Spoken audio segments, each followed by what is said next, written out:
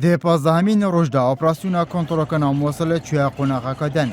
سپیدا ایرو یکن سربازین ارتش عراق لیسی آلیان و ارج بوسر بروکا چپا نواندا باجر موصل دست بکره. او کارین بچنه نواتا خاکرامه او باجرو که بزوایه و چند گوندین در دورا باجرو کی کنترل کرن.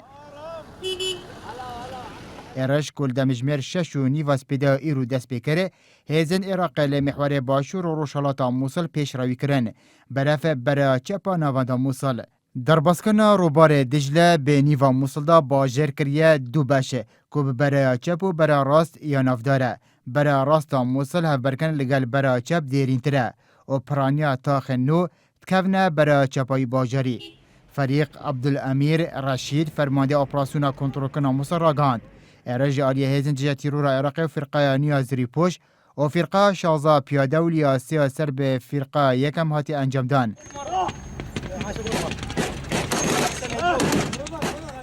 اما جپیکش گر لی دسپیکا اپراسیون ایرو لی محور باشور هزن فرقه نهازری پوش کارین گوندن سنی دیچه و شهید صبحی لی باکور زاب کنترل بکنو و پشرا فرقه نهو لیواسی کارین گوندن آلکو تهراوا و تبرق کنترل بکن.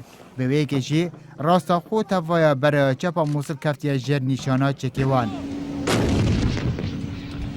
اجعالیه کردن و هیزن دجا تیرور کارین باجارو که بزوایه کد کویتا درازین که باجر موصل کنترل بکتنو. آلای عراق تیدا بلن بکتنو. هیزن فرقه شازاجی گوندن نجمو تل الیابس کنترل کرن.